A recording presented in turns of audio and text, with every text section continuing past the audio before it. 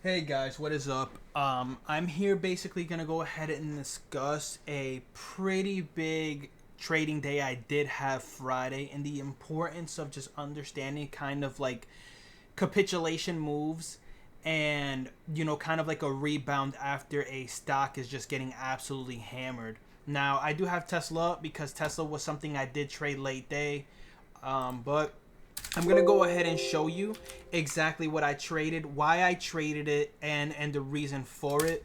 So the first thing we're gonna have to go ahead and look at is the SPY. Of course, the SPY is gonna be detrimental, or very important for the reason why we took our trade. So when the SPY opened up here in the morning, kind of at like 9 o'clock, it was opening up on another gap down. You see how this right here on the right side of your screen, there's a gap down on this day. Well, we were already gapping down again. So because we were getting multiple gap downs, basically I was under the assumption that, all right, well, options plays are going to be something that's going to be very, it's going to be a key focus for me. I'm going to be focusing on 0 DTE options, and the reason for it is because I felt like if the SPY is going to gap down on a Friday after being absolutely hammered the past 2 days prior, I think we were going to be in for a little bit of a rebound on the SPY. So with that being said, I did not actually trade the SPY, which obviously a little bit of a mistake because it would have been awesome to actually trade the SPY on a 0 DTE. This would have been a massive move, several hundreds and hundreds of percent. But my main focus, let me go ahead and unlink this so you guys can keep the SPY up. My main focus was actually on Oracle here today, or on Friday. I'm reviewing this on Saturday, and this is on the 14th. So this was honestly just a very pitch perfect kind of trade. When you go ahead and look at the daily on Oracle, what you're gonna see is the fact that we've been hammered. I mean, Oracle was basically falling off the face of the earth here. I mean, you have 1, 2, 3, 4, 5, 6, 7, 8, 9, 10, 11, 12, 13, 14, 15, 16. 16 red days and 3 essentially green days in between, right? So that's 19 days. And 16 of them were red, and this was getting hammered all the way down to the 200 daily moving average. This is a very important moving average. And, we opened up yet again, not really gapping down, but basically essentially near previous day lows. So unfortunately for me, I didn't catch this huge ass move. I essentially got in at 934 or actually 932. I got in basically under the assumption that we were gonna hold this this 212 area. I picked up some zero. It's a Friday, so some 0 DTE 215 calls, and almost immediately this thing popped and ripped within basically the next 2 candles. This is a 2-minute chart. This thing exploded and ripped, and I was instantaneously in the money. My calls went 60% of the total capital I put in. It went 60% in profit on this move. I immediately got out right here, and I was done for the day. I'm not gonna sit here and lie to you guys. I was done for the day, and I was very happy with the trade because of how everything panned out. Like, I don't know, bro, if this is gonna go ahead and actually fail previous day lows and then just completely drip off, and maybe we get that 200 daily SMA test again. I didn't need to stick around for it considering the size that I did take on the trade, and the fact that it went up 60% literally within 4 minutes. As soon as that happened, I was essentially done for the day. Now, one thing that I regret about taking this trade, unfortunately, is the fact that I actually did not even hold it, or I didn't bother to just re-enter the trade, because this little dotted line right here is previous day lows. While I did have this low, what could have been very beneficial here is it ripping up. It got above previous day's close, which is this line. It came back and actually retested previous day lows and held. You can get in anywhere between these candles. Use either VWAP or previous day lows as the guide. And I mean, you get an absolutely exponential move on these 0 DTEs that very easily, more than, I don't even want to look at. Honestly, I'm going to keep it a stack of pancakes. I didn't even want to look at what my call valuations would have been. Like, I bought the strikes, I believe, at like $1.76. These very well could have been up $7, $8, $9 by the end of the day, maybe more. It was so gross looking at this chart that I didn't even bother wanting to look at the strikes, because I know that it would have probably put me on tilt, because this would have been like a 900 to 1,000% mover on 0 DTEs, that I was just like, you know what?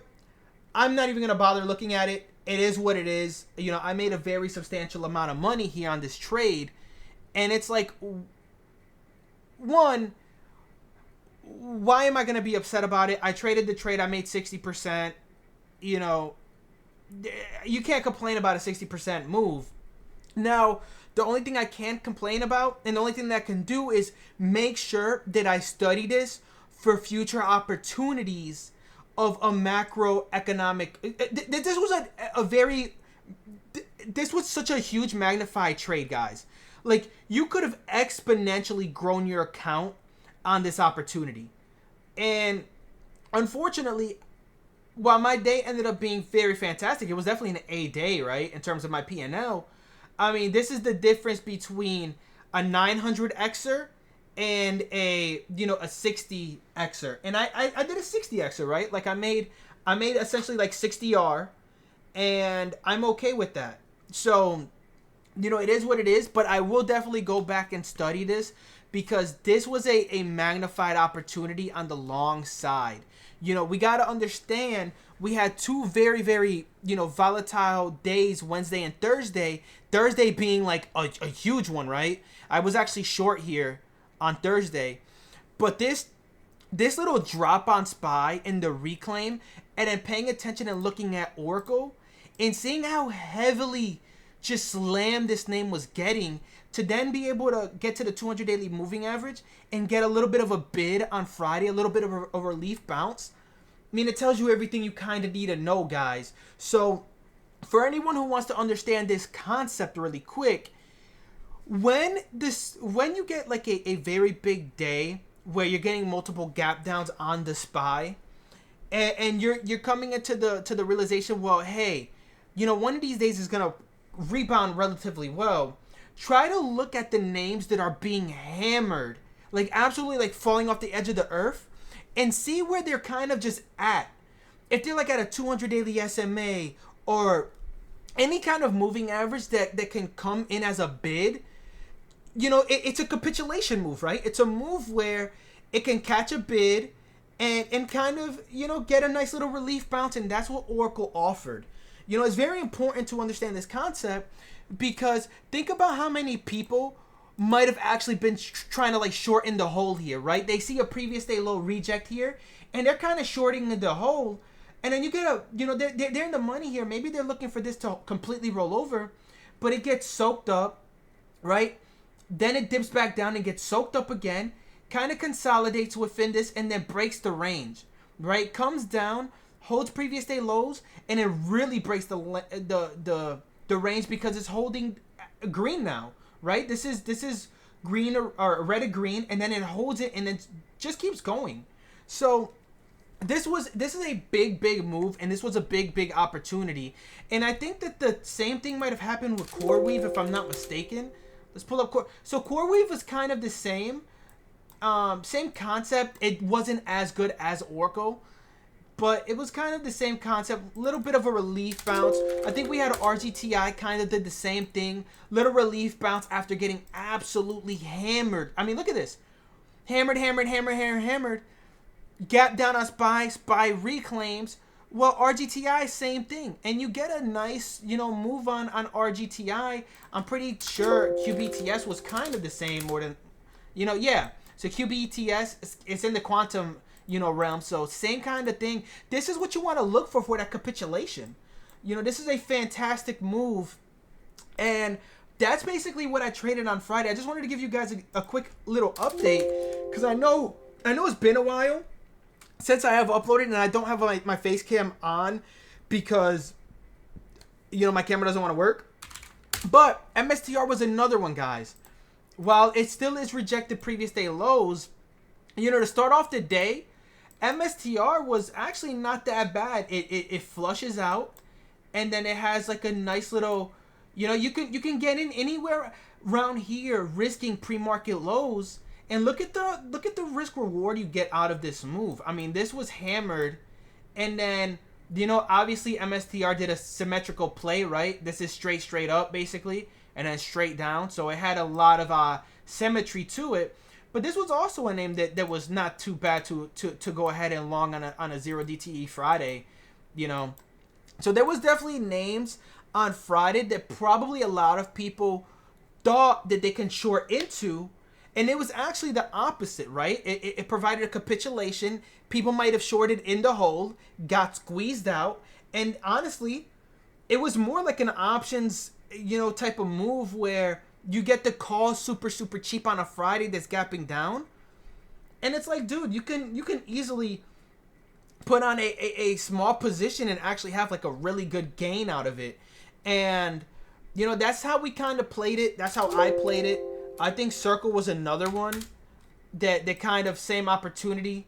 You'll notice all of these charts kind of look the same, and that's just because of the magnified opportunity of just looking at the daily chart and seeing how these names are getting hammered, and then boom, they catch like a little bit of a bid. While it did close red, I got into the right name. Oracle was just a perfect, right name to get into because it's a real established company. It was at the 200 daily moving average.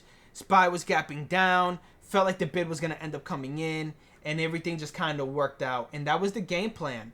That was honestly it. And I hope you guys ended up learning something essentially from this video. I know I'm making it fairly quick, but that's how I made really 60% on a Friday. I hope you guys enjoyed, and that's all. Later.